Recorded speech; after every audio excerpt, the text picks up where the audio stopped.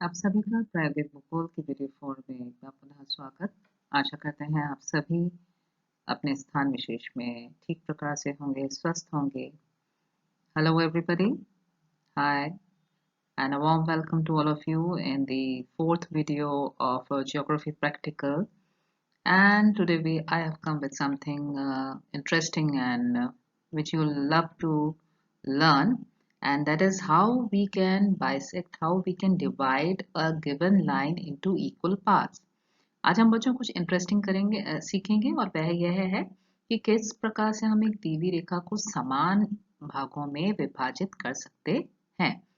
और उसकी आज हम सिर्फ एक विधि इस वीडियो में सीखेंगे। तो शुरू करते हैं कि किस प्रकार से हम एक दी हुई रेखा को, सरल रेखा को, एक स्ट्रेट लाइन को समान भागों में, इक्वल पार्ट्स में डिवाइड कर सकते। तो आप देखेंगे कि एक स्ट्रेट लाइन है, ये एक सीधी रेखा है और उसको हमें समान भागों में विभाजित करना है। ये जो भाग हैं, जो पहले विभाजन होते हैं, यहाँ से ये 0 से 1, 2, 3, 4, मतलब समान 4 भागों में अगर हमें विभाजित करना है, जिसको हम बोलते हैं प्राइमरी डिविजन या हम प्राथमिक विभाजन बोलते हैं। और फिर हम ये जो एक भाग है उसको फिर इसके उपभागों में विभाजित करते हैं, तो इसको बोलते हैं सेकेंडरी डिविजन या द्वितीय एवं गौण विभाजन। तो आज हम सीखेंगे किस प्रकार से हम ये जो प्राथमिक विभाजन है जो हम करते हैं, और जो द्वितीय विभाजन के हैं उसको हम किस प्रकार से कर सकते हैं। अब मापने को प्रदर्शित करने की विधि में आपको मालूम है कि ये आलेख की विधि है। आप स्केल देखते ही समझ गए होंगे, और स्केल की सहायता से हम किसी भी जो दी हुई रेखा है उसका हम विभाजन कर सकते हैं। पर हम यहाँ पे जिस विधि की बात करेंगे किसी भी दी हुई रेखा को विभाजित करने की, वो ऐसी स्थिति में होती है जबकि स्ट्रेट अवे क्लियर कट आपके पास विभाजन नहीं होते। जैसे आपके पास लेंथ ऑफ द लाइन आई 12.4, यहाँ से यहाँ तक की दूरी है आपकी 12.4, और आपको इस दी हुई रेखा को 6 समान भागों में विभाजित करना है। तो आप कैसे करेंगे? तो उसके लिए जो विधि है उसको अब हम आपको बताने जा रहे हैं। So if we get to divide a line which is 12.4 centimeters long, and we have to divide it into 6 equal parts, so we cannot divide it directly with the help of a scale. So for that we need some method, and there are two methods which I have already told you. One is the acute angle method and the other one is your perpendicular method, perpendicular bisect method. So today we are going to do, I am going to explain you over here one of these. So here to start with, if we have to divide a given line into equal parts, so the method which we are going to discuss today is the acute angle method. तो बच्चों, आज हम अगर बात करें एक दी हुई जो सरल रेखा है उसको अगर समान भागों में हमें विभाजित करना है, तो उसको हम किस प्रकार से न्यून कोण विधि की सहायता से विभाजित कर सकते हैं, ये मैं आज आपको बताऊंगी। न्यून कोण विधि आपको पहले भी दूसरे वीडियोस में मैं बता चुकी हूँ कि क्या होती है, कि वह कोण जो 90 डिग्री से कम होता है उसको हम न्यून कोण कहते हैं। तो 90 डिग्री क्या होगा? ये इससे जो नीचे एकदम स्ट्रेट आया वो 90 डिग्री होता है, और इससे जो कम होता है उसको हम न्यून कोण कहते हैं। तो पहला हमारा काम क्या हुआ कि हम अब इसको बनाते कैसे हैं न्यून कोण को। How do we construct a acute angle? How can we divide a line with the help of a acute angle? So here the explanation starts कि ये एक आपकी straight line है AB, आपकी एक सीधी रेखा है AB, आपने एक न्यून कोण डाला और उसके सहारे आपने एक फुटा रख दिया, और ये फुटा जो न्यून कोण डालते समय आपने रखा, इसको आपने पेंसिल की सहायता से नीचे तक लाइन खींच दी।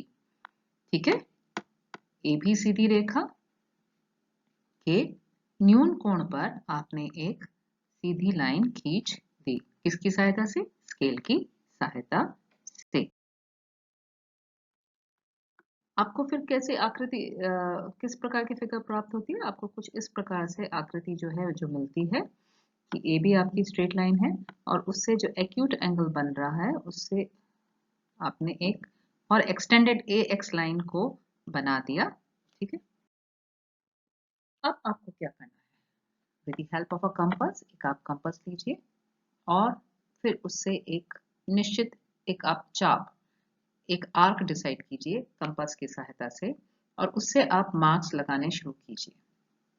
मान लीजिए आपको ये गिवन जो लेंथ ऑफ द लाइन है, इसको आपको इक्वल 5 पार्ट्स में विभाजित करना है, आपको इसको समान 5 भागों में विभाजित करना है। तो यहाँ आप इस तरह से, जितना आपने यहाँ पे डिस्टेंस लिया है ए से इस पेंसिल के निब तक का, उतने ही डिस्टेंस पे आप यहाँ फिर आगे लगाएंगे। और किस पे लगाएंगे आप, ए एक्स के ऊपर, ए एक्स जो है रेखा, उसके ऊपर आप पॉइंट लगाएंगे। तो पहला पॉइंट आपने लगाया, यहाँ से उठाया और आपने फर्स्ट जो, तो आपने यहाँ पे इस तरह से ये पॉइंट लगा दिया। ठीक है, अब सॉरी, इसको आप यहाँ से यहाँ तक का डिस्टेंस, अब आप ना कंपास को ना छोटा करेंगे ना बड़ा करेंगे। नेक्स्ट जो इस कंपास का ये वाला जो पॉइंट है, इसको उठा के आप यहाँ रखेंगे। ये जो कंपास का ये वाला जो पॉइंट है, इसको उठा के अब आप इस वाले पॉइंट पर रखेंगे। ठीक है, तो पहले आपने क्या किया, पहले आपने एक अपने मर्जी से एक आर्क लिया और आर्क को बाद आपने यहाँ से यहाँ तक इसको एक्सटेंड किया और यहाँ पे जहाँ पे पेंसिल की निब आई आपने वहाँ पे एक निशान लगा दिया।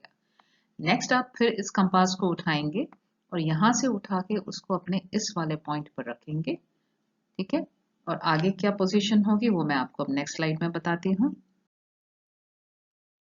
नेक्स्ट स्लाइड में आपने यहाँ पे A1 पे रखा और फिर आपने उतने ही, जितना डिस्टेंस यहाँ से यहाँ तक का था, उतना ही डिस्टेंस आपने यहाँ से यहाँ तक का लिया और आपने यहाँ पे और आपने यहाँ पे A2 पॉइंट मार्क कर दिया।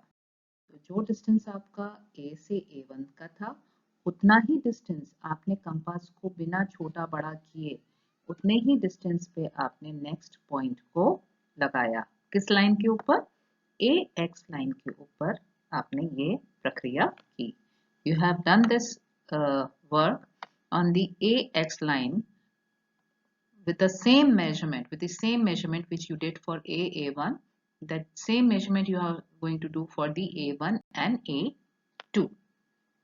And with that same measurement, you're going to mark the arc. अब आप यहाँ देखेंगे कि उतने ही चाप से हमने A से A1 की दूरी ली थी, उतने ही चाप से हमने A1 से A2 की दूरी ली और वहीं से हमने A2 से A3 की दूरी ली। जो आपने यहाँ देखा, यहाँ हमने A2 लगाया, फिर A2 से A3 से फिर हमने A4 की भी उतनी ही दूरी ली। यहाँ आप देख रहे हैं स्लाइड में। तो ये जो डिस्टेंस है बिटवीन A से A1, A1 से A2, A2 से A3, A3 से A4 और लास्ट में A3 से A5 का डिस्टेंस है, ये सारा बराबर होता है। अब आप क्या करेंगे कि एक तो लाइन आप यहाँ इसके एडजस्टेंट आप स्केल रखेंगे जो इस लास्ट पॉइंट को सीध में 90 डिग्री पे ले जा रहा है और आप यहाँ से यहाँ एक लाइन खींच देंगे। ठीक है, वापस से बोल रही हूँ, आप स्केल लेंगे और स्केल को जो आपका लास्ट पॉइंट आया था उसके सहारे रखेंगे।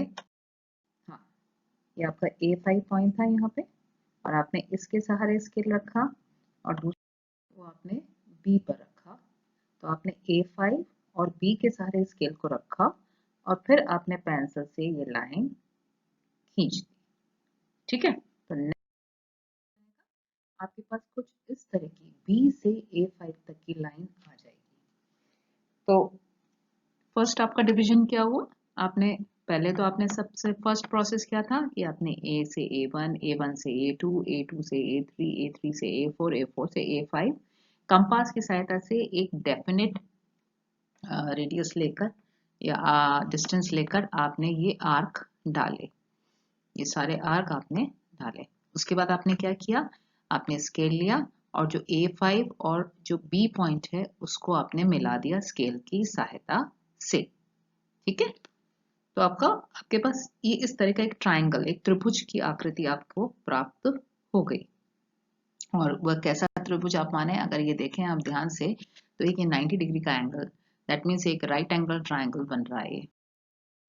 तो आप देखेंगे ये बीवी जो रेखा है, इसके बाद जो आपने फर्स्ट डिवीजन किया था, बता जाएंगे कि फर्स्ट ये A4 से A5 का जो डिस्टेंस है उसके बीच का कोई भी आप एक डिस्टेंस ले लीजिए और उससे एक आर्क खींच लीजिए। ठीक है, ठीक इसी प्रकार से वही मेजरमेंट के साथ, उसी माप के साथ आपको A4 पे ये कंपास का ये वाला एज रखना है पॉइंट, और यहाँ से उसको उतनी दूरी को, ये जो डिस्टेंस था आपका A5 से A डैश तक का, A5 डैश तक का, वही डिस्टेंस आपको A4 से A4 डैश तक का मार्क करना है, A3 से A3 डैश तक का मार्क करना है, A2 से A2 डैश तक का मार्क करना है, और A1 से A1 डैश तक का मार्क करना है।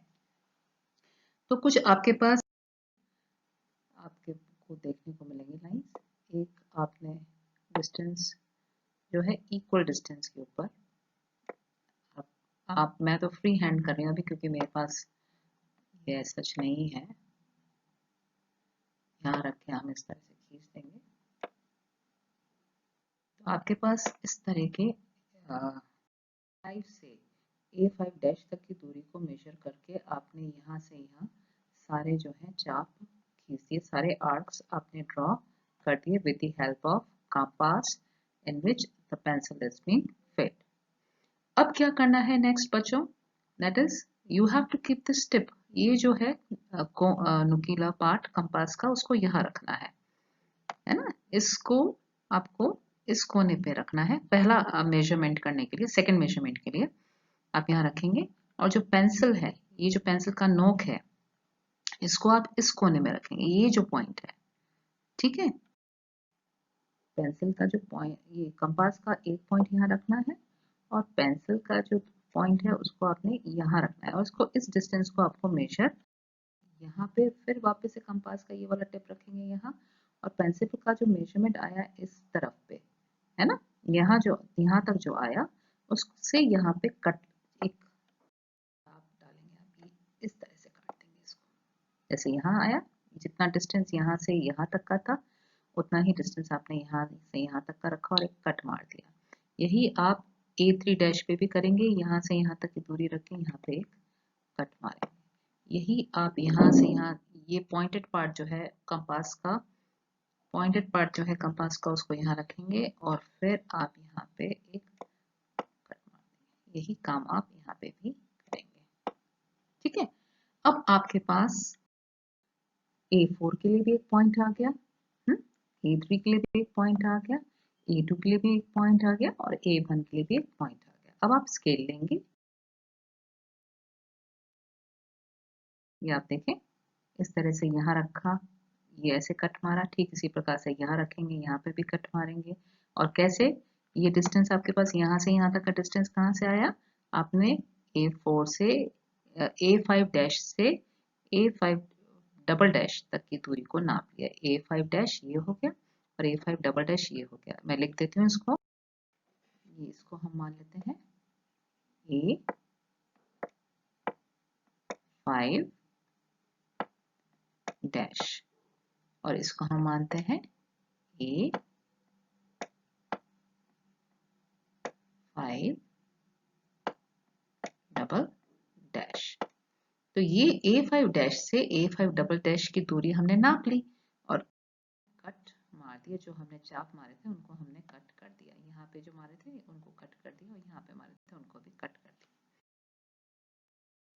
अब आपके पास जो पॉइंट्स हुए उसके अपने जो 90 डिग्री के ऊपर अपने स्केल को रखा, और एक आगे की ओर रेखा खींच दी, तो इससे आपको एक A3 के ऊपर जब आपने खींची, यही प्रक्रिया आपने A4 के ऊपर भी रखेंगे, आप इसको 90 डिग्री के एंगल पे रखेंगे, 90 डिग्री पे इस तरह से कि ये जो स्ट्रेट लाइन है, जब आप स्केल रखते हैं तो ये इसके 90 डिग्री के एंगल पे है, ये एकदम 90 डिग्री का बनना चाहिए। और वो कैसे आएगा, आपने ऑलरेडी एक परपेंडिकुलर ये चाप डाल दिया और उसको काट दिया है, तो जब आप इसके ऊपर स्केल रखेंगे और आगे एक्सटेंड करेंगे तो वो 90 डिग्री का ही होगा।